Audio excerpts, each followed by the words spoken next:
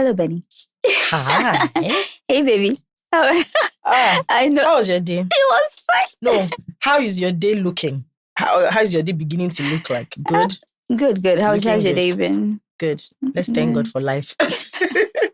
And Lagos traffic. Yeah. We have business to do today, right? Yeah, we do. I've actually been thinking of something. Like, I wanted to ask you. It's been on my mind. So I was like, let me just share with you. Oh, okay. When did you realize that you were female? Wow. Like, it shocked you, Abby? It shocked me. When did I realize that you're a woman, like you're not, a potato, you're not a rock, you're actually a female gender.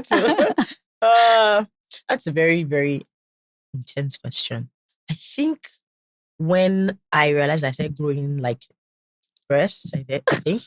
Yeah, because I think that it had to happen physically for me to now internalize being female, like in every other area. Yeah. It was not even my hair, it was not even my nails, nothing. It was when I started seeing like physical changes, then I was like, oh, okay, I'm actually a girl, like a girl, and I'm growing. You understand? Yes. I think that's when when did you I think realize for me, it was, I didn't even think the physical mattered. Because like growing up, it was just, you're a girl, you're a boy, it was the same. My parents didn't make it any different. But I think it was when I started to hear, do this, do that, so that when you go to your husband's house, do this, do that. And I was always confused. Like, why is it that we, the girls, were getting told that, but our brothers were never getting told that? It's like, well, you need to make sure you know how to cook, so that when you get to your husband's house, you'll be able to cook. So then I realized that there's a different expectation of women than men. And then I realized that. I think I understand where you are coming from. For me, the reason why I didn't think, why I didn't like get to the point where I was like, oh, I'm a female now, or that realization I was a female was because my dad will give the same errands my husband, my older brother was running. Not necessarily, it was not necessarily the same with mine, but we didn't have that thing of, because you're a girl, go and wash the place. So because there was nothing like that. It was, okay, you are washing the place to the boy or girl in that way. So I didn't think much to it until I started seeing the physical manifestation. Yeah, for me it was going to your husband's house, and it is this husband's house, the journey to our husband's house that has brought us here that we're going to be talking about today. And we're going to be discussing with a very special guest. Yes, a gorgeous one. Yes, a newlywed. Can't you see natural beauty? Yeah, and she's the natural glow that comes with being a newlywed. She's glowing now. Look at it. Let's see the glory of God. I'll give that credit to my husband. Even though I'd rather give it to my skincare routine. Okay. Peace of mind is part of it. Of mind. I'm minding my business. So you're very welcome to the show. Thanks for having me. You're so welcome. We're excited to have you here. How is it going? How is newlywed life? I mean, everybody asked me this question. I'm not really sure what the response is supposed to be, but it's going. It's good. It's going good. Yeah, it's going good. You can tell.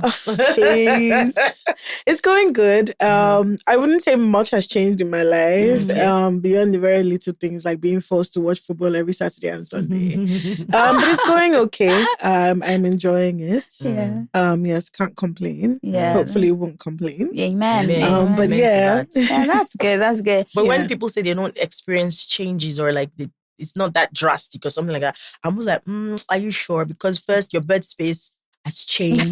So, I mean, maybe the reason why I didn't experience that is because I was a little rebel before we actually got married. So I used to travel a lot, and I just became one of those people that when I travel, instead of going back home, sorry, Dad and Mom, I would just go to my then boyfriend's house and I would leave like little pieces of my clothes until there was nothing left in my closet at home anymore. Hey, you have casted yourself. Exactly. So again, I apologize. But yeah, so I used to see him very often. So I would say we started like staying together-ish a little early. So that made the transition. It wasn't one of those things where like we got married and I had to, especially because I wanted wanted to be settled before. I didn't want to put the wedding stress and settling stress together. So I decided to conquer one first. So it wasn't, I mean, bed space, the bed is big enough. Obviously, but when you live with somebody, you know their little habits here and there. Yes. You know, and like dropping clothes on the floor. Oh my God. Let's not begin. Let's not talk about that. I'm very like, I have semi-OCD. So I wake up and I have to lay the bed. But he's fine with like just waking up and you know, so I've taken it as my responsibility. It's okay. I'll do it because it bothers me. It doesn't really bother him. You know, little things like that. But it's nothing drastic. Like it's fun. Like I would use the word fun to describe it. Yeah. It's actually a lot of fun. The fun stuff we're going to talk about today. How it all began. And like just really, how was your proposal? Like was it everything you thought it was going to be? Yeah. How was that? Okay, so first of all, I don't know. I hate to say this, but I'm not particular about a lot of things. So I wouldn't tell you that I ever sat down and thought about it during proposal. I knew what I didn't want, which was I didn't want to be at lunch or dinner with a table full of people, and that's when you pop the question. No, like I wanted a bit of privacy in the moment to just like internalize it, right? But like, the day the proposal happened, I didn't suspect, but he was a little jittery. So when I think back at it, I'm like, I know this guy very well. You know, like, I mean, very, very short story time, but like that week, he had gone somewhere, like he's an architect. So there's this like very popular architect in London. So he told me he was going to his office for a meeting. And I know the person that I'm dating. Like he would like put those sorts of things on Snapchat out of excitement. And I didn't see anything on his Snapchat. So as much as I was like, this guy is taking another girl out to go and eat. You know, and like he now then said, okay, you know what? When he was done at his meeting, we would meet up in central London. So I got there and I don't know, like my, woman sense is like, so I just like started getting angry at him. I was like, you didn't go and see this person. Where did you go to? You know, that type of thing. And I was like trying to tell him, I was like, no, you didn't go and see this person. And it turned like a big thing. Wow. You know, we were like shouting at ourselves. I didn't know it was proposal. So we were shouting at ourselves on Oxford Street. And I was like, you are a dirty liar. Like, where did you go? You know, that sort of thing. Obviously, there's nothing food cannot solve. So I can't tell you how we sorted it out. All I just know is that he was like, okay, let's go and eat. And we started talking. So when we got to where he was supposed to propose or where the proposal was happening, we walked in and one of maybe the managers or somebody was like, good to see you again. So I said, very good. There was a cut. Because how are they telling you good to see you again? You know? Who did you come with? But I didn't think much about it. And I had seen photographer just walk past. So I told him, I was like, let this guy take a picture when, let's beg him to take a nice picture. I didn't know that was the photographer that he had gotten for the proposal. So we ate. He's not an adventurous eater at all. But then every single thing they were bringing, he was eating it. So I was like, I think like now that I'm thinking back at it, like I should have picked these things, right? But what made me feel like it wasn't a proposal is because the building we were going into, you needed to empty your pockets at security check. So he emptied his pockets and there was no ring. So I was like, okay, well then it's not today. So at some point during the dinner, he's like, he wants to go use the bathroom. So he went, he came back, and then we were walking out. We had finished eating. He had said we're supposed to meet up with his cousin, and we were walking out.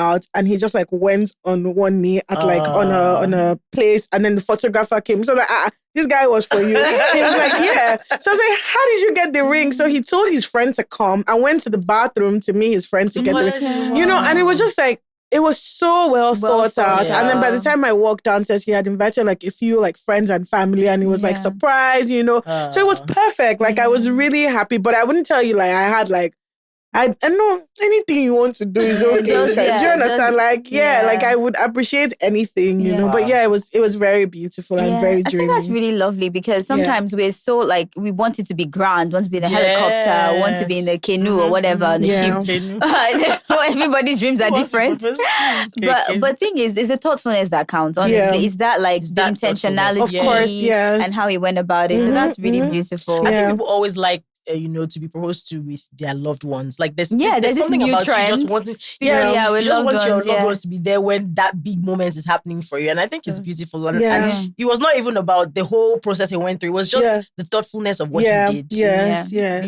Beautiful. Like, I can see your ring, Lilian. Have you seen? This is not a ring. It's a rock. It's a rock. It's the rock. Yeah, it's beautiful. Yes, thank you. Would you say like you had any pressure from like your parents or anyone when you came to like get married? Yes. Were you one of the ones that they were like, go out of our house? No, not at all. No, they didn't. But I was the one that was pressured. Well, I was the one that was willing to leave their house. That's part of why, like, before we even like got married or whatever, I had already started, like packing my things small. Because I think the pandemic really made me realize that no, I need to be out of here soon. Yeah, because I mean, my mom doesn't live in Lagos because she doesn't work here. So I was stuck in the house with my brother and my dad. And if you know anything about men, being the only woman in the house, you're the one who does everything. You clean up after them. You go to the grocery to get the groceries, and I was like, I'm sorry, loves, I cannot carry on this way. Like this is not ideal. So there wasn't any pressure from them. There wasn't any pressure from anyone. Yeah, like for me, it was just when the time is right, is right, and it would happen. And obviously it would happen with the right person. So I wasn't, they weren't like, oh, get out of my house now. No. Yeah. You're married to a Yoruba man? Yes, I am. And I know if there's anything I know about Yorubas, they're very traditional. They like their culture. There's this thing of, when you see your mother-in-law, you cut now or you kneel. But you must show some sign of respect and all of that. How's that for you? So interesting you asked that because my grandma called me this morning and I was telling her that, it's my mother-in-law's birthday in a couple of days. So a little bit of a backstory. My mom is not Yoruba. She's Northern. So like we're not, but my brother and I didn't grow up in a very Yoruba speak type of thing, right? Yeah. So there's still a bit of that. And my mom is very like, she can be a bit bougie in her own way. So, I like things just, it's a great balance between her and my dad, who is extremely rugged. He's a Yoruba man. So my grandma called me. So that's my mom's mom called me. And I was telling her that, it's my mother-in-law's birthday. And obviously because my mom is Northern, my grandma makes zobo, kuno, all those things. Okay. So I was telling her that, I want to order a couple for my mother-in-law because she likes it instead of getting like drinks and stuff. And then as I was about to get off the phone, my grandma was like, anyways, I trust you would do very well with your mother-in-law, treat her well or greet her well or something. And I thought to myself, I don't need you to tell me on the phone to greet my mother-in-law well. Like, this is one in maybe how many times we speak in the year. And you're trying to school me on how to greet my mother-in-law well. Like, I won't lie to you, it was a bit of an adjustment because one, I don't even speak Yoruba that well. So more often than not, like, my in-laws are trying to speak Yoruba to me. So I will go with them, the conversation as far as I can go. When I cannot go further, we switch back to English, That's nice. And at first, when I got married, I remember the first time like they were coming to our house. And initially I was like, no. Actually, my father-in-law was coming to visit us one time and I was on the phone with my mom. I was going grocery shopping and my mom was like, what are you going to give him? I was like, well, I want to make pasta and wings. And she said, pasta and wings? She said, I don't get it. I don't really understand. Pasta and wings for a Yoruba man. I was like, what's wrong? So she called her sister on the phone. I was like, Dieko wants to make pasta and wings for her father-in-law. So it was at that case, I was like, you know what? I cannot do pasta myself. So I told my husband, I was like, okay, your dad is coming. Please let's wake up in the morning and go and buy him amala from Nog. Yeah. I think the man thought that I made it because his mom called me after to be like, that food you made was very sweet. Yes. It's fine. I wouldn't say more than that. They will know that. I wouldn't say, I highly doubt they would, but I wouldn't say, And then when they were coming to visit another time, because we have a cook in the house, at first I felt like, maybe I need to go up in the kitchen. And I was like, you know what? They don't give people award for sufferhead. So no, I'm not going to do that. And I'm not going to pretend to be sleeping in the kitchen because you're coming. So no, like the cook would do it. I would help him out and I would serve the table. So I'm very good at people not putting me under pressure. And I would lay it that this is my capacity. I can't do more than myself. Like, I would obviously be very cautious. Like, I would go on 2 knees to greet you based on like being well brought up. But I wouldn't, because you're coming, decide I want to kill myself in the kitchen. If I don't feel like it, I wouldn't do it. Right? I would do what's most convenient for both of us. But you just make sure food is available. What's important is that you come and you feel very well taken care of and welcome and comfortable. I think how it happens, it doesn't really matter. Like, as long as we arrive at, the end point. The welcoming. I think it's happening a lot more these days. A lot of us are more like, and a lot of our parents are actually more understanding that there's just so many responsibilities. When you need that help. You need help. Like, you don't expect that if you want to pound the jam, I actually went to go and pound the yam for you. Like, seriously. Yeah. Like, I think that life is so much easier actually. Now you have poundo yam. Yeah. We don't have powdered yam now that you can. There's yam that is just in powdery from that. When you make it, it tastes like. Is that different yam. from poundo yam? Yes, poundo yam is. I don't know, Sha, but it's the flour one. Yes, like two types of. Yeah, two types of poundo yam. Oh, I didn't know. There's one that is almost like pounded yam. Yeah. Then there's also a yam pounder. That it's like a machine. You just put your. I have heard of that. Actually. Just put your boiled yam and it pounds the yam for you, and then everybody eats it and things. And you made it this one, but you didn't really do that. So. No, it's good. I think that's what we should embrace. Really, in this like we have a lot going on for us as women, as modern women. Too much happening. Too much. You're trying to do it all. So that's the little things.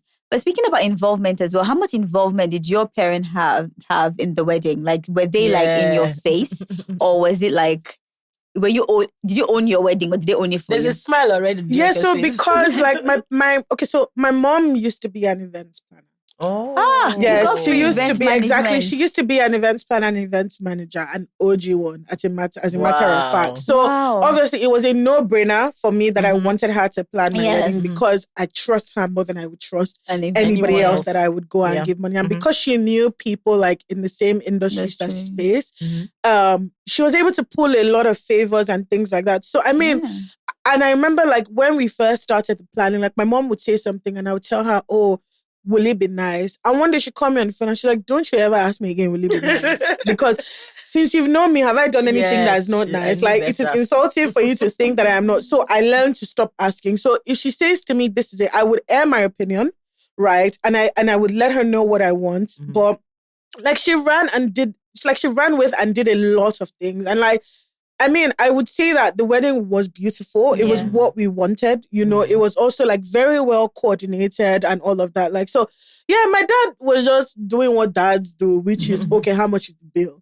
You know, that sort of thing. Like he wasn't like, oh yeah, so what color are we picking? Like I think I got my almost anything goes attitude from my dad. Because for him, like, as long as it doesn't stress him, like, he's not so finicky. Right? He's like, okay, yeah. Like, we would put our foot down on the things that matter the most, but like, we're very easy about a lot of other things. So we're just going to meet him when it's time for the bill. Like, okay, well, the event decor is saying this. He's like, okay, cool, no problem. But my mom was one that was like talking to the people, putting things together, scheduling the meetings, you know, got like an events manager for us when we needed, things like that. Like had people she was working with, all of that. That sounds a lot like your wedding as well, wasn't it? Like you were just chilled. She attended. I just attended my wedding. No, so there was the stressful part too, which was like my own personal like looks and things like that. Because obviously my mom wasn't involved in what dress it was maybe like to the dying minute. I must have sent her my ashoke and my bones were spinning and she said, no, no,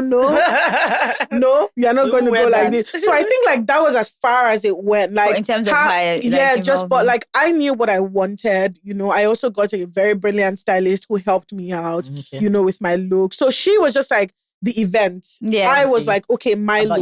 Exactly. Like I just focused on my look. Was there any issue with like Asoebi? Because I know this whole trend of when there's a wedding, it's almost like, let's have our own Asoebi so that we can all turn up. You're like, your parents will also want their own Asoebi for the parents of the bride or parents of the groom. So what was that like? So to foster a sense of unity, both our parents, my husband and I, they wore the same thing. Oh yes, they were. We didn't do like the brides. That's what you did. It was important. Yes, it was important to foster a sense of unity and little things like that go a long way. True. Asoebi, it was very easy as well. I mean, again, because my mom knows people, like she just told me to go to. I don't know if I can mention their name, the brand name, but she just told me to go there. And by the time I went there, I saw what I wanted and I told the lady, I was like, oh, auntie, please, this is what I want. And she just like produced it and they brought it in. You know, my mom handled her own Asoebi as well, like for her guests. And it was the same thing on both, like, it was the same thing that both families were the Asoebi. Yes, so it was very unified. The only area of clashing was I wanted my English wedding to be a proper English wedding. So I had told my mom, I was like, I don't want people to...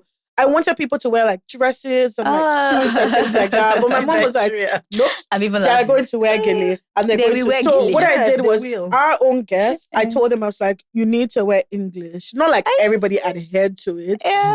But And then my mom was like, my own, they must tie gele. Seriously? Yeah. So you had like 2 different outfits? Yeah, we did. Guess. Yeah, so we did, because I was like, there's a traditional wedding, which is where they wear the traditional outfits. And there's an English wedding, which, based on the name, it should be it should be English outfits, but you win some, you lose some. So I was like, that's fine, I'll lose this one, so it's fine. You can let your guests wear the gele. Yeah. So what my mom did was she didn't, her guests didn't have lace. It was just gele and cap for both days. So one on the trad and one on the white, because you also don't want to give people like too expensive, you know what I mean? Like just too much expense to carry, like it's not fair, so yeah.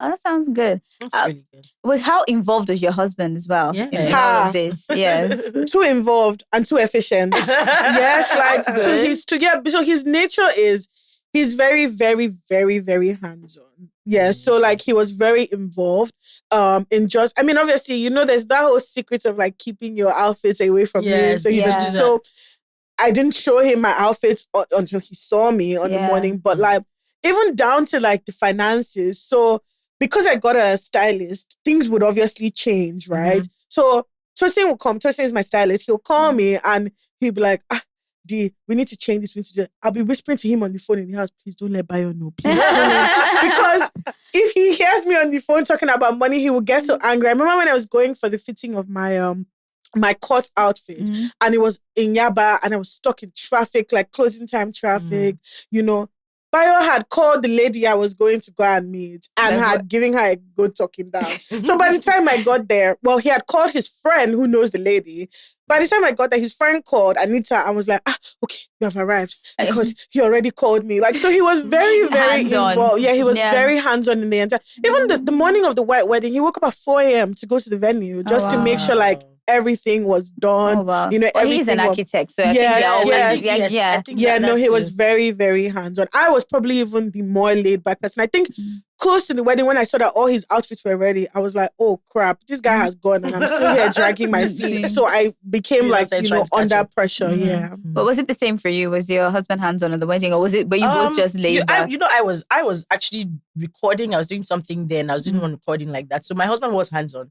My mom also, my husband, my mom, my sister, they were the ones that took over everything. I just showed up at the wedding. I went dress shopping. And I didn't want anyone to choose my dress for me because I think your dress. Who did you go with? I went with my mom and my sister. So I know your own story is different. So you're going to tell us about that. But like I went dress shopping. I wanted to wear what I wanted to wear. Like I didn't want anyone saying, oh, I think this would be nice on you. I wanted to try a dress and feel like, oh, this dress was actually made for me. And there's this thing. If you watch Say Yes to the Bride. Oh my God, yes. I grew up watching that. When they wear the dress, you're like, are you saying yes to the dress? Yeah, I'm saying yes to the dress. So I was like, I want that feeling too. And then they always say, when you see your dress, you'll just know. Of course. So I tried the dress on and I was like, this is definitely my dress. And that's the one thing I did. And then I went cake shopping too. Because I wanted the cake I wanted to. Like the things I really felt like were really personal to me were the things I decided to go and shop for. Every other thing, I'm like, okay, you guys go and do this ones yourself. But it's so interesting you mentioned cake shopping because that is the one thing I did not want at my wedding. A cake? I did not want a cake. Because I asked everybody, I said, when you go to a wedding, what happens to the cake? Do you know I don't even know what happened to my cake? We shared. But nothing really happens. Like the cake I couldn't find my cake. Yeah, like the cake. The cake actually just sits pretty. Yeah, it just sits pretty.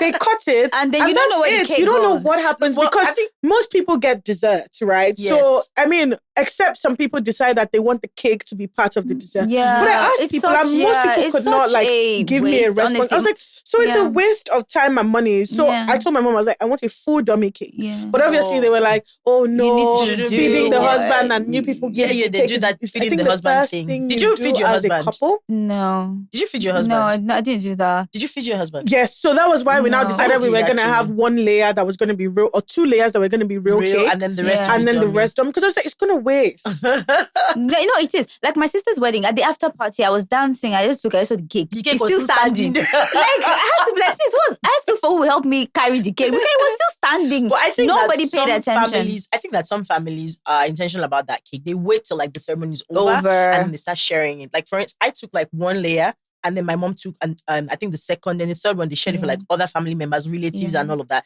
Then the last one, I think they shared it with some of the guests that were around before the wedding was over. So some people actually put that cake to good use. Some others, the cake will just stand there till, and then I really don't know what they do with the cake. I think the planners maybe and the staff just take it, because like my cake, I don't know where it went to. Don't even know what happened. The next day I was like, where's my cake? Because like I was just, and they were like, oh, so we left it. So you didn't taste your cake? I did not taste my cake at all. You should ask people. It was actually like a survey, because I noticed that I would go for weddings and the after party has started. The cake is just still there. It's still there. That's what I'm saying. Like a lonely human being. So I was like, why am I going to spend so much on cake? And you know where they even put the cake is always so beautifully placed. Yes. They put it in a really beautiful place. And then when you're looking at it, like, we cannot eat this so one. Beautiful, but nobody's eating. I mean, I have a slice of my own cake, about a big chunk of it in my freezer. That's great. Because just for sentimental purpose, people are like, when the baby is 1 year old, things like that. I will not lie to you. Every time I open my fridge and I see it there, I might want to throw this thing out, because it just occupies space. Did they preserve it with like alcohol? Yes, or something? So they said it does have preservatives. Yes. But again, like, I mean,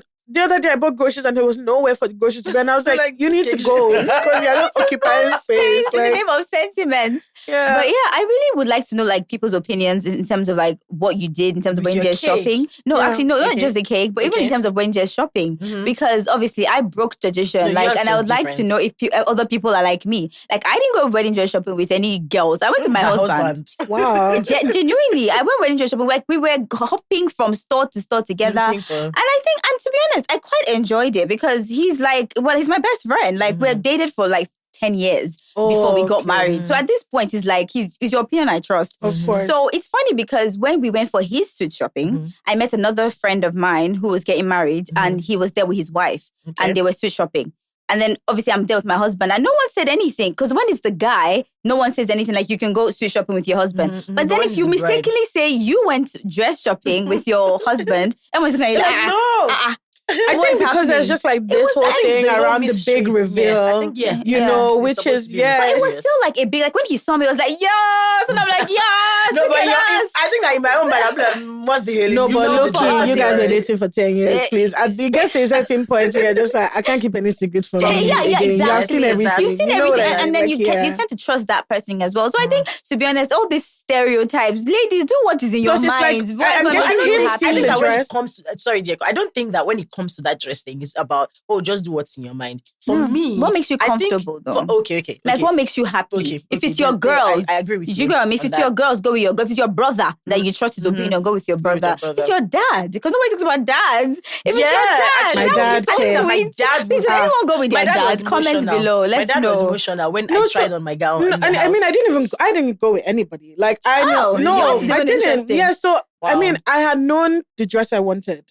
And I had known the designer I wanted it from. Oh, so it was like so it was just stress. Okay, this is the dress I want, but I don't want it to seem like a copy. So I just scheduled a consultation with the designer to be like, hey, I absolutely love the simplicity and the concept of this dress. Maybe we can just change the sleeves a little bit.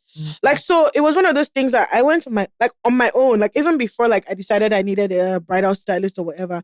I just called the babe. I scheduled whatever. We went there. She was like, oh, okay, so this is it. I was like, yeah, this is it. Like, I'm not wasting any more time on this, you know. It was maybe when I first did when I tried it on the first time, because my best friend is not in Nigeria. So when I tried it on the first time, I sent her a video and she was crying. And that's another thing. Like, I think I was just not an emotional bride, because you were ready to leave. Yeah, like I my best friend was crying and I was like, oh no, like she's crying because I don't have tears in me to give anybody, you know.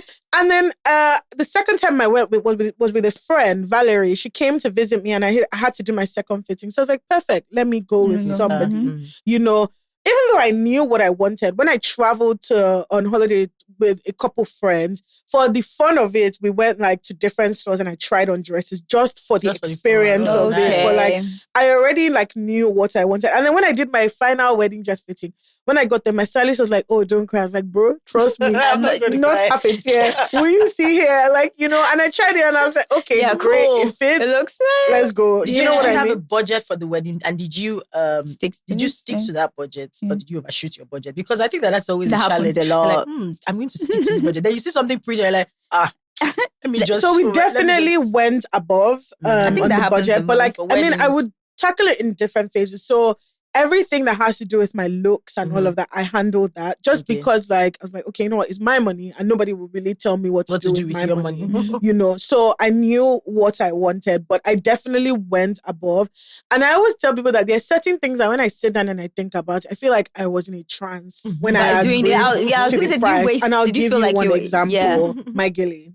Like, I promise you, I don't think I was in my right senses when they told me how much the tie gilly was, because I had paid the deposit and then it was time to pay the balance. And I must have thought the balance was a certain amount. And then they were like, oh no, it's this, because to tie the gilly, everything is 180K. What? No, to just tie the gilly. Now, to tie 2 gillies for my first look and my second look. But guess what? I had committed. I had paid the first, so I paid the balance. I think it was trans. And I kept walking around. I kept walking because I couldn't go and tell buyer, because if I told buyer would go for somebody's shirt to pull.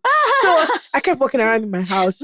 I started reciting this 180,000 for gilly. 180,000. I could not justify it to myself. But guess what? Like, a lot of the other things I did that, even though it went above my budget, I just kept telling myself that, look, by the grace of God, we want to marry once. Right. So let's do it well. And let's also make sure that we give ourselves, you know, the things that we want, whatever satisfies us and makes us feel happy. So that was my own way of like justifying a lot of the excess which spending. Ones were you happy with? Like that, you know, you splurged on and you were like, yes. So, I mean, my makeup, I still cannot justify why if I'm going out on a Saturday for a wedding, it's a different it's 30K, but then if I'm going, it's my wedding, it's almost like times 120. But have you guys even heard of that thing? So some brides will actually go and say, oh, I'm going for a wedding. They do their makeup. Then they go back home and then go and change their dress. I mean, I don't agree to that because I blame them. Yeah. I don't agree, but have you heard of that? No. I have heard of it, actually. I have heard of it. Yeah, I've heard of it. But I just tried to be I mean, I knew who I wanted to do my makeup. So when she told me how much Zainab Aziz, I was like, it's okay, it's fine. They're non-negotiable. Whatever you call, I'll pay because I want it. Yeah. I also wanted Mazel to do my dress. So like, again, like, and also Elizabeth Lace and Bridal to do my dress and my wedding dress. So there were the little things, there were the things that I had no knowledge about that I was like,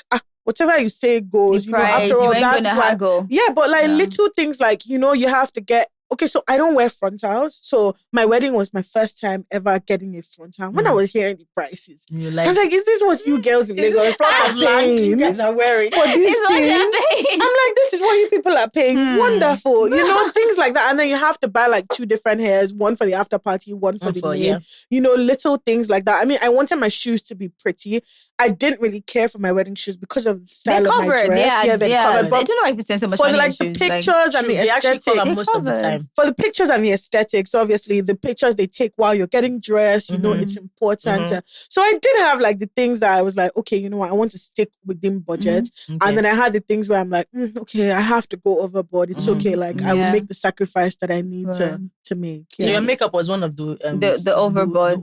You went overboard with was that. Was it overboard? I can't tell you what I was. You invested in it. It's an investment. She was happy with it. I loved it. I did love it. Yeah, it was an investment. Yes, it was an investment. I mean, the price is absurd. Yes, I don't get that crazy thing. Because I'm not a bride, you're adding like it was an investment, which again, because you're the center of attention by virtue of the fact that it's your wedding, you kind of need to be sure that whichever angle the camera is catching you on, you know, like everything looks very well blended. Yes. But is the makeup really different from the one that we get like when you go to the studio? Is there really like maybe from the studio? Well, yes, than when you just go. Is it really different? Like, is there really a justification? Maybe if you're a makeup artist, you can let us know. I think the justification why it's more expensive. Let us understand. The exclusivity. You know, bringing the makeup artist to wherever you are. You can do that normally now. Exactly. Home service. I do home service when I like if I'm going for somebody's 300K. wedding. I don't remember the last time I've walked into a studio. Like I would literally call the lady who does, and she comes to my house. So there's still and a bit of they'll still do your face. They'll still give you the you know, nice thing. I don't have an answer to that. I'm not. Yeah. No, if you're a makeup artist, please let us know what is you know why is it so that we brides that are coming up, you know, future brides can understand why you charge so much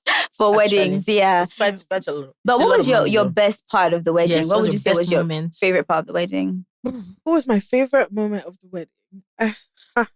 Definitely the spraying. Definitely the money spraying. The spray was good. Was it good? That's the only reason why I dance like David dance. Because let me tell you, that is definitely the reason. Look, I survived me what do they call the thing? You will use the money to repair it. Don't worry. After that wedding because I danced like my life depended on it. So I mean, huge career. It wasn't because I love music. Yes. So it wasn't as if I wanted people to spray me for me to dance. But guess what? It was definitely an added motivation because as you're dancing, you know, people are spraying. The longer you dance, the more money. Let me tell you, so I was dancing and then one uncle came and like squeezed money in my hand. And obviously I didn't know what it was because, you know, so many people are squeezing things inside your hand. You know? So there was one little child that was dancing and I wanted to spray the child. You looked at the money and I looked at the money and I said it was dollars. I squeezed because guess what? I'm not spraying you this. It's mine and mine. Dollars. For me. No, I held that thing like my life depended on it and it was chunky. I held it. I was like, no.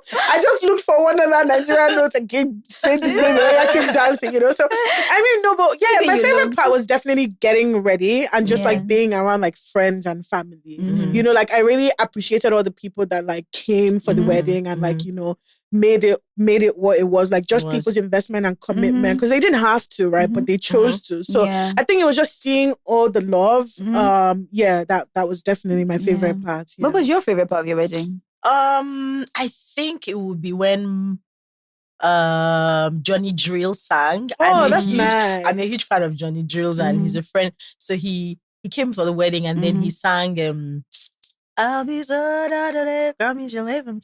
And I was like, It was beautiful. It was just beautiful. It was beautiful. It made me soak in the moment. You know, one having Johnny there, and my dad who was ill at the time, but he was able to come. He was able to also walk me down the aisle. Oh, amazing! So it was just beautiful. Like everything was really beautiful. And so even now, I go back to those pictures and even videos, and I don't cry anymore. You know, I would have cried before, but now I'm always grateful that you know we had our wedding when we did, and my dad was alive to actually witness all of the joy. It was just beautiful. Oh, thank God. That's amazing. And what was your favorite moment? My favorite moment, similar to yours, was when you sang at my wedding. She sang at my wedding, and it was very beautiful because I think I mentioned it to you. I was very ill on my wedding day. I almost didn't make it. Like I was at 9:00. The bride was still in bed. Like because the day before I'd been in hospital. Like I had like IVs and everything. So I literally had to just show up. And on that day, I was like, am I really going to go for this wedding? Because I was weak. I was weak. Although that happy bride is no mom said, they said they've started my enemies, you know. And I was just like, God, you know, just help me. It was so bad because I really don't like frontals. Like I like to just do a closure or use my natural hair. So I already planned that I was gonna do like my natural hair and like a nice bun. But because I wasn't well, I had to use a closure. So when she even put the closure, I was like, oh, I don't like this look. Like, you know, I didn't like it. So I was already quite not upset, but just very sad already. Everybody's like, oh, you're getting my vows, my this. But then when she came and when it was time to sing, and throughout the day I was just thinking, don't fall, because I was always wanting to fall because I was tired. I was physically weak. But you wouldn't know if you see my picture, you'd be like, I look for it. When you told me, I was like, I you know, God is so kind. Like, there are a lot of things that happen behind the scenes that people don't know. If you look at me, you'd be like, look at her. I was really ill. So when it was time for the dance, I think because the song she sang, Ayo, it's like one of my favorite songs. And then seeing her as well, because I was always really excited to see her. And it just made me, I just felt so much peace. Like God is here. Like I felt good. I was like, okay, this day might have been strange. But like, you know, joy is here. Because Ayo like means joy. Like joy will be in my home. It's not going to be this feeling forever. You would have joy. You would have peace. And it was such a beautiful moment. And that was when I was like, yes, I'm married.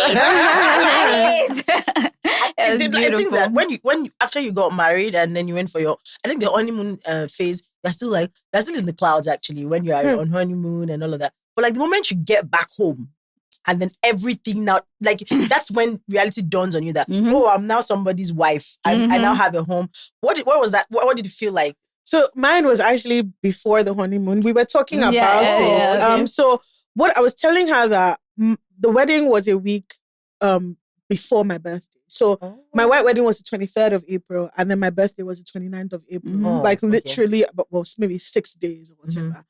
And I don't know why, but after the wedding, I think I must have been physically, mentally, like exhausted. I just went into a massive low. And I didn't even I didn't celebrate my birthday this year. Like I didn't put anything up on social media. I didn't acknowledge anything. I was telling her that like, my husband would be like, oh, what's up? So all this while we had been planning that, you know what, we were going to travel right after the wedding for a friend's wedding and then just go on honeymoon. And obviously Nigerian passport does what Nigerian passport always does. Just it shows itself. You can't. It's like man proposes, but government disposes. You know what I mean? Like that sort of thing. Let God be the one. Our visas just didn't come out, on time and all of that. So I ended up being here for my birthday, and so that even like made me sink to lose. So he had me asking me like, "What do you want to do?" I was like, "I'm not in anybody's mood. I just want to sleep." And genuinely, I was sleeping until I heard my mom knock my door, and she came in with cooler and air fryer and drinks. And I was like, "So what's happening here?" I said, "I'm depressed. I don't want to do anything. People are not listening to me." That they are depressed. So I took like a whole month of social media because I was telling her that I had exhausted my social media capacity. Like, I was just so tired of everything. So I actually had my own low before like we went on honeymoon. And I like tried to, not because of anything, but I think like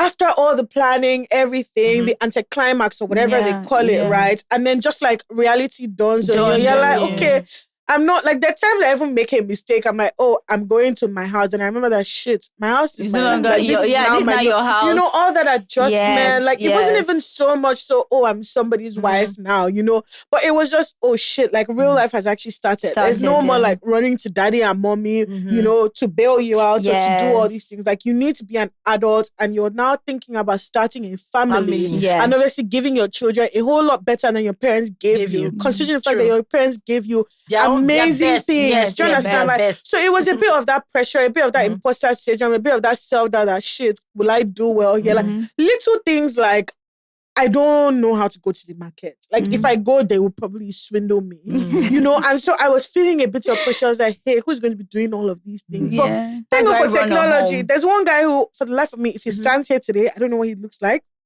I call him, I give him my list. He goes to my 12, he delivers life it. Is so much easier. It's really much but little better. things like that. Like I was just like fretting where do I over, start like from? where do I really start from? I also want to make sure that I'm a good wife, I'm making the best decisions, you have things like additional that. Like, parents now. Exactly. I'm accommodating of somebody's differences, and I don't just snap easily. So I think having all those thoughts like just made me dip into a bit of a low. Yeah. But the moment I was honeymoon time, I came out of it. So I think I'm happy with the order of things in the sense that it wasn't wedding then honeymoon, then I went through that low because nothing would have helped me come out. It was wedding, I went through that low, and then like honeymoon a good helped me come out of it. Because by the time we went to honeymoon, like I was refreshed, I was happy, I made the most of it. And by the time we came back, I was also like very, very happy and energetic and like, comfortable and just happier, So that is actually, I think that is actually noteworthy. Like maybe trying to move the honeymoon a bit further, because that happened to me as well. Yeah. Like, because if you just go for the honeymoon and the anticlimax is like even deeper. Yeah. The low is, because when you come back, it's like you just had the wedding, then you went for your honeymoon, and then you're back in the house and you're looking at each other. What, like, when you say, it's like, so what are you? I'm suggesting that maybe delay, like after the wedding, get some like rest. How many weeks, months? Oh, it depends on you. It depends on what works for you. It depends on a lot of things. Mine was like a week. I just like we after the wedding, 1 week in our apartment, and then the second week, went I felt so good though. I felt really good, and I wasn't even feeling low or anything like that. After the day after, things like that, and then you just continue on a high, and then when you come back, it's like it's too low. We're too low now because I'm stuck with you. I think that sometimes is the reality. When you're on honeymoon, someone is you are being fed. You are being fed. You are eating. They're laying your bed. You go home, you not see the house. Bed. But when you get to your house, there's nobody's doing breakfast. And that's you are the one looking reason for breakfast, and then you have to wake up every morning and start thinking, what are we going to eat for breakfast? Yeah. What are we waiting for? Especially if you're someone who doesn't eat like normally, like you like don't eat breakfast. You're like, what do you want? So that's why like the month was good, because we were able to like get our rhythm. Like so, like. I'm a strong believer of get rich enough so you can outsource a lot of things. Obviously we're able to get our rhythm, get a cook who's a living cook, So your breakfast is sorted. The only one that used to give me a headache was, what do you want to eat today? So you know what? One day I was like, I'm not going to ask you anything. I'm going to take the bull by the horn. So I drafted timetable and I put it on the fridge. And it's working. It's working. Except like when like maybe if he wakes up feeling like he wants to eat something else, which doesn't really happen. And I found that it was also like, it was one of my like big aunties who gave me this advice that good for get shopping. a rhythm, like because the cook too would wake up in the morning and not have to be thinking about, let me wait for Oga to tell me what he wants to eat. Like, he gets into the kitchen and he looks at the timetable and it's like bread and like, eggs or something like that. So he does it and he would only call you when you need to come down to eat, So it's only when we have like a bit of preference, like, today I didn't really feel like eating this, make this. Yeah. Or if we have so much food in the fridge and I'm just like, there's no point, you cooking something else. If not, it's just going to waste. He cooks like different things on different days. So sometimes it gets too much in the fridge, but like, I think that 1 month helped us like get our rhythm. So that as we're on him when you're doing breakfast in bed, when you come back, you will continue breakfast in bed. It's just that it will not be from hotel, it will be from your house. Things like that. It's such a very like interesting conversation about like the realities, and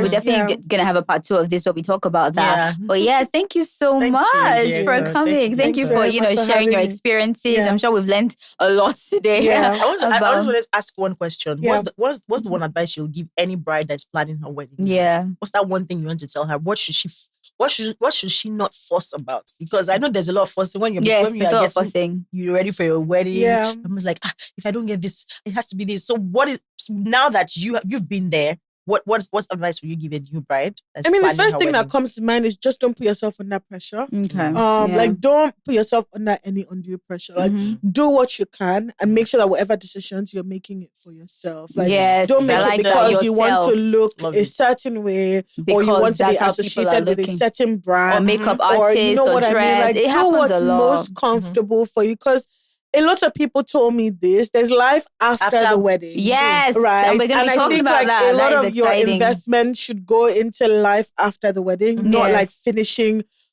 all your energy or finances on the wedding. Like, there's life after the wedding, which is the real thing. And look, all these people that you may be trying to impress, bruh, they're going to come to your wedding and they're not going to... I went out someday, I think sometime last week, and somebody was introducing themselves to me. He was like, hi, and he mentioned his name. I said, bro, you were at my wedding. He was like, oh yeah, that's... I was like, yes. And the photographer caught you having the time of your life. Right. So why are you introducing yourself to me? Like, this is the first time. It just shows you how much we invest in people. I was walking down Oxford Street and some guy walked past me and I was like, this guy was at my wedding. But guess what? Like, the people that you think care, they don't care, because after the day goes, like, they've had their fun and they've moved on. So like, just make sure that whatever decisions you're making, it's for you and you're very well like comfortable and confident in those decisions. Yeah. Thank you so much. Thank you so much. Thanks for having me. Yeah. Enjoyed talking to you. Yes. I wish you all the best in your marriage. Yes. Many kids. As many kids as you want. Beautiful life. We don't want to say fortune. We don't want to start giving you numbers. As many as your heart desires. Beautiful life, a beautiful marriage, one that you'll enjoy for the rest of your lives. And may your home always be peaceful, filled with love and joy in Jesus' name. Amen. So we're going to move on to our Girl Chat segment, where you lovely people send us your comments, your stories, anything you want, candid advice on, and we'll give to you. So do send us your comments. You can leave comments on our YouTube page. You can put your comments on Instagram. We'll actually have a Google form where you can fill and just leave questions for us, and we'll just answer them during our episodes. So on today's segment, Benita, what do you have for us? I have a very interesting question here. So this person says, I am engaged to be married to the love of my life, and we are set to be married in a few weeks. But I recently discovered he has a tendency to drink a lot when we get into a fight or argument. And this causes him to get a bit aggressive, almost to the point of violence. But he eventually holds himself back. This is not something I ever noticed before the engagement, so I don't know if it's because of wedding pressure. And if this is something that can potentially ruin things, I am scared this could be an issue if we go ahead with the wedding. Please advise me. Are you sure you need an advice? Dieko, over to your newlyweds. So what do you think? So, first of all, violence is a no-no. It's a non-negotiable. And I would have said she should off her shoe and run. But because she mentioned that she's just noticing it for the first time, I would have a couple follow-up questions before I give advice, which is one, how long have you guys been dating? Because you've been dating for 6 months and you're just noticing it. Off your shoe and run. Do you get 6 months? It's not good enough time for you to understand somebody's character, especially in this regard. Right. 2, is it something that you've spoken to him about? Right. Okay. If you've previously had conversations about it and nothing is changing, I'm sorry, you need to put a halt on our wedding planning and have a candid conversation with him to let him know that, bro, the only condition in which we can carry on with this is if this behavior stops. Like you're just starting it, but we need to put an end to it. So, I mean, there are a couple questions that obviously would give a better informed advice, but violence is a no, and it's a non-negotiable. I don't even think. Yeah, what do you think? Dieko has said it already. Yeah. You should have a conversation with him. A lot of the time when people say, well, I didn't see this, or I didn't think that he was like this, or he was this person, then I'm always like, so is it possible that the person was pretending? Or is it just that that person was just carried away with other things and did not notice these little things, So it could be that too. But I think what's really important is that she has a conversation with him first. Of course. And then if you see changes, well, it's a good thing. Also have someone that you can also confide in and report. Like everybody needs someone that they're answerable to. Yeah. So even if you're in a relationship, there has to be somebody that you can, not, I don't want to say report somebody your who husband put you in check. but someone who will put you in check, or someone that when the person speaks to you, you know that it goes in, and then you want to correct your ways. Of course. So if you have someone like that, then you should be able to talk to that person about this thing. Yeah. But if you feel like you're not seeing any changes, and rather than planning a wedding, maybe you should start thinking of doing something else with your life, or putting the wedding, on hold until you see, the changes that you want. I think for me, like this is like an obvious red flag. I think I might be a bit more strict about this. Like my father did not beat my mother, so I don't know why any man should ever want to raise his hand on me. And I don't like stories that touch. I don't want to go and start having conversations with aunties and uncles on top of your matter. I have other things to do in my life. So at this point, it's okay. It's over. For me, people who pretend can pretend. They can pretend. You can have a conversation with him and he'll change. And the moment you guys sign the dotted line, and it's like that person goes back, and the story is different because now you have to go through a whole legal system to separate wars before you could have just said, I don't want to do anymore. Sometimes it's better not to. I don't know, violence is just a dicey one. Like I would never advise anybody to stay there and let's see or believe let's know, but obviously, how long have you guys been together for? Have you had a conversation and it has yielded anything? But it is a red flag. For me, it's like even if you guys have actually been dating for like 5 years and you've spoken to him before, this is enough reason to put a pause on the wedding plan. Thank you for I'm sorry. saying that. I think that wedding plan should not be what's important right now. It's enough reason to be like, I'm sorry, we're going to suspend this until further notice. And if people ask, I mean, you can decide you want to give the information, but you can just say for personal reasons. Like you can attribute it to other things. But I think it also depends on what your priority is in marriage as well. Like for me, for example, kindness was very important. Like I want someone who is kind. Very thoughtful, very. So when you now raise your hand, I can't place that. That's not kind thing to do. So it just depends on you. Again, as women, let's just don't take what you don't want to take. Like make sure if you know, because once he's done it, there's a huge possibility that he will do it again. True. Even after all the talking, after everything, he'll probably do it again. So just, make sure that you're aware of that, and whatever decision that you make, because not even whatever anybody tells you, you still have to make that decision. Do you love him that much, that you want to do that, give him a second chance, but that's your choice. But also be aware that it might not pan out the way you think, or it might. So again, it's your personal choice. Don't let your mom make it for you and tell you, oh, it's okay now, it happens. Or don't let your sister make it for you. There's that movie on Netflix, I've forgotten the name. There's that movie on Netflix about the guy that used to hit her, and then her and her best friend killed the guy. You see? That's your favorite movie. What movie? Blood Sisters. Blood Sisters. Okay. Oh my God! Don't let them turn into a murderer. Because her mom was telling her, just small beats. And how everything spiraled into something. So please be guided, okay? Be guided, and let us know what your advice as well is. Your life. What would you guys advise her? So leave your comments again, and your advice for her in our comment section. Yes. So let us know what you think. We need to do the affirmation. Okay. Yeah, that's true. So before you go, you need to give us an affirmation. Of course. So how does it work? So she's going to pick out. I'm going to pick out the cards, and then you'll just pick out one. Okay. And then you'll read what it says. Okay. And then you read it to us and just give us your thoughts on it. Okay. This one. Okay. I already love it. It says a girl should be two things: who she wants, who and what she wants. Wow, you literally just said that when you said that. Yeah, you literally just said that like when you're doing your wedding. 100%. They're prophetic. They're just like someone just picks up something and it's almost like it's in line with what we're talking Of course, about. Yeah, 100%. Do you subscribe to it? Yeah, do you? So let us know, like guys, let us know how your wedding went and and if you're planning one, tell us what's going on. Are you stressing out? Dieko has the answers for you. She has shared with you that you shouldn't. Yeah. And don't forget to comment. Yes, like subscribe to our channel. Turn on the notification bell. And share. Well. Like if you enjoyed this conversation, make sure you share with a bride. Or maybe a bride that's planning a wedding. Or if other brides that have planned their weddings. Yes, I want to know about the realities of that as well. Yes. And also follow us on Instagram as well and all our social media platforms. So we'll see you on the next episode. Thanks, guys. Of the Girl to Woman podcast. Bye. Bye.